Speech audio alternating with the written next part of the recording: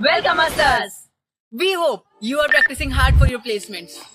And we are glad that you have joined with us in the second video too. पिछली video में हमने बताया था कि वाई प्लेसमेंट क्यों जरूरी है और आखिर प्लेसमेंट ही क्यों। इस वीडियो में हम बात करने वाले हैं उन टॉप 10 चीजों की जो आपको पता होनी चाहिए before the placement. In case if you haven't watched it, link is in the description. What are you waiting for? If you need to acquire the knowledge of the placement, go and check it out.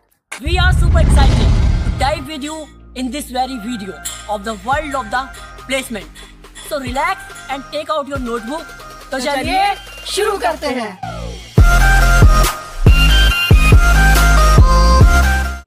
College की पढ़ाई, result. तो यार ये सबसे ज्यादा पूछे जाने वाला सवाल है कि भैया क्या हमारा जो रिजल्ट है वो प्लेसमेंट में मैटर करता है, क्या वो अफेक्ट करता है उस प्लेसमेंट को जो हम पाना चाह रहे हैं।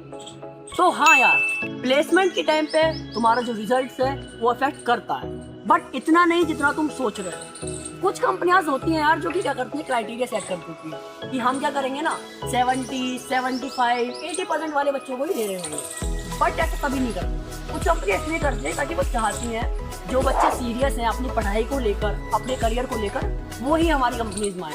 बिकॉज हम चाहते हैं एक सीरियस बंदा है जो हमारे कंपनी को time they, but her company ऐसा नहीं करती। सभी कंपनी आपकी बेसिकली स्किल्स ही चेक कर रही होती है, कहीं कहीं क्राइटेरिया होता है जो मैटर करता है। अभी यहाँ पर मैं आपको कुछ बताना चाहूँगा, अगर आपकी परसेंटेज अच्छी है, आपने एक अच्छा स्कोर किया है, तो आप उसे ज़रूर मेंशन कीजिए अपने रिज्यूम में। बट अगर आपने उतना अच्छा स्कोर नहीं किया है जो कि आप रिक्रूटर को दिखाना चाहते हैं, तो आप वहाँ पर क्या करना ना, वहाँ पर आप अपनी जो एजुकेशन है उसको तो मेंशन करना, बट आपकी जो परसेंटेज है उनको मेंशन मत करना। उसमें क्या रहेगा, आपका 50-50% चांसेस रहेंगे। या तो रिक्रूटर आपसे खुद पूछ सकता है कि आपकी परसेंटेज कितनी है, और अगर आपको उसमें नॉलेज दिखेगी तो शायद वो आपसे ना भी पूछे। यार इस मामले में आपको क्या करना है, आपको डिसेंट परसेंटेज जो कि हर प्लेसमेंट में बैठने के लिए रिक्वायर्ड होती है, लाइक 70%, वो आपको बनानी है। और मेन फोकस जो आपका होना चाहिए वो होना चाहिए नॉलेज पर, because at the end companies knowledge ही चेक करेंगी कि आपकी परसेंटेज कितनी भी हो, और जिनकी परसेंटेज अच्छी है उनके लिए प्लस पॉइंट। जिंदगी में सबसे इम्पोर्टेंट क्या है? खाना पीना सोना। कम्युनिकेट करना, to explain your feelings and grab what other is saying. अब हम बात करने वाले कम्युनिकेशन स्किल्स के बारे में। यार कम्युनिकेशन स्किल्स होती क्या है? कम्युनिकेशन स्किल होता है कि यार हम अपनी फीलिंग्स को, अपने थॉट्स को कितने अच्छे से एक्सप्लेन कर सकते हैं और दूसरों की बात कितने अच्छे से समझ सकते हैं और ग्रैब कर सकते हैं। अभी मैं आता हूँ उस सवाल पर जो सबसे ज्यादा बच्चे पूछते हैं कि भैया सारे इंटरव्यूज इंग्लिश में ही होते हैं क्या? तो यार इसका सिंपल सा आंसर है, आधे 50% इंग्लिश में जाते हैं और 50% टाइम्स आपको बोल दिया जाता है कि आपको जिसमें भी कंफर्टेबल है उसमें बात कर लीजिए।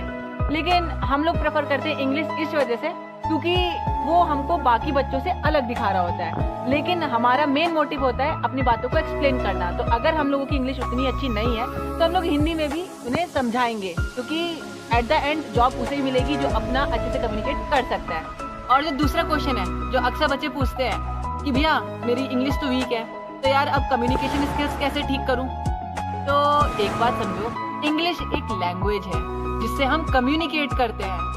कम्युनिकेशन स्किल एक एबिलिटी है जिससे हम अपनी बातें दूसरों तक पहुंचाते हैं। तो इस चीज में डिफरेंस समझे कि इंग्लिश एक लैंग्वेज है और कम्युनिकेशन स्किल एक स्किल है।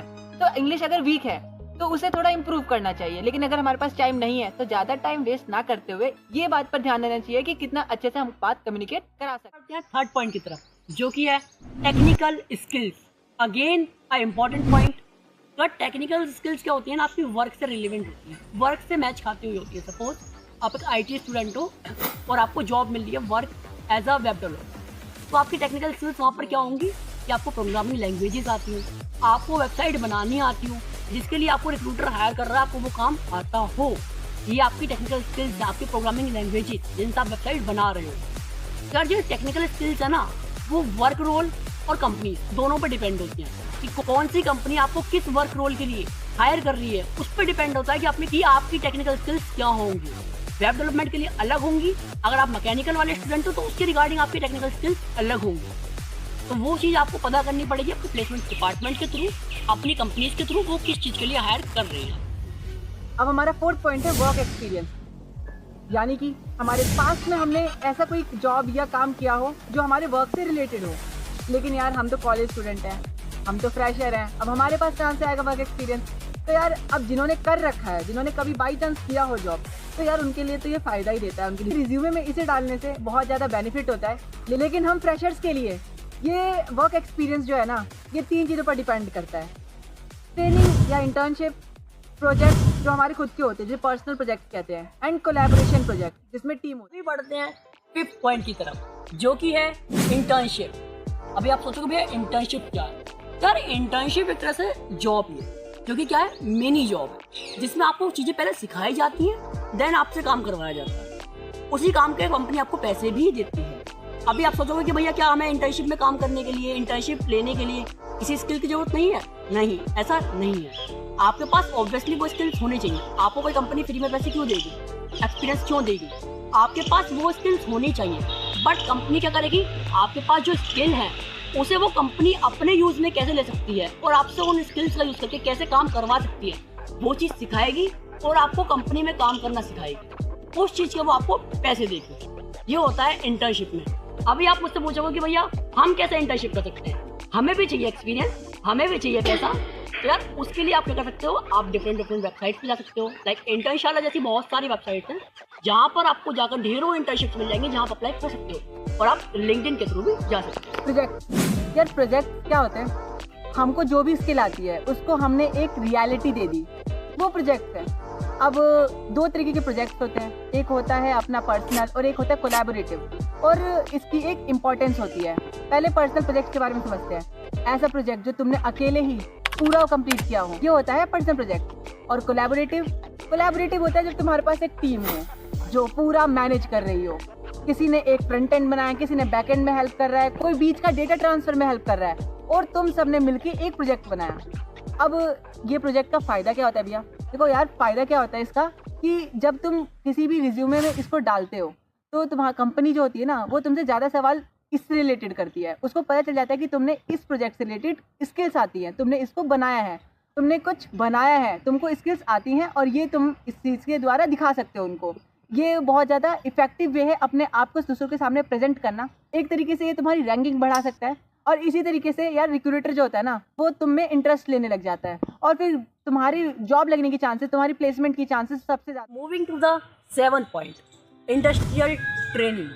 अब ये क्या होती है यार? एक तरह से आपकी ट्रेनिंग होती है जिसमें आप अपनी स्किल्स, जो आपकी फील्ड से रिलेटेड स्किल्स हैं, उन्हें आप मास्टर करने के लिए किसी कंपनी में अप्लाई करते हो या किसी कंपनी में जाते हो। ये आपकी मोस्टली 3rd ईयर या 4th ईयर में हो रही होती है। इसके लिए आपको कॉलेज 30 डेज या 6 वीक्स की लीव्स भी प्रोवाइड कर रहा होता है।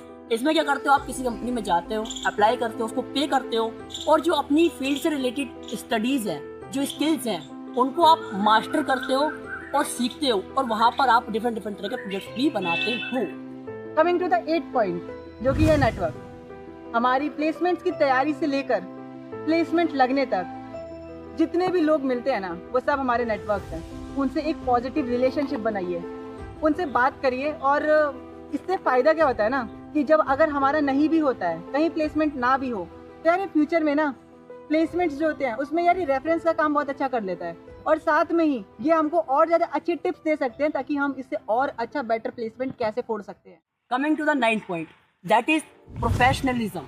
यार अच्छे कपड़े पहनना प्रोफेशनलिज्म की कैटेगरी के अंदर आता है, बट प्रोफेशनलिज्म का मतलब सिर्फ अच्छे कपड़े पहनना नहीं है। वो डिपेंड करता है आपकी डिफरेंट चीज़ों पर, कि आप किस तरह के कपड़े पहन रहे हो, आप किस तरह से लोगों से बात कर रहे हो, आप किस तरह के इंसान हो।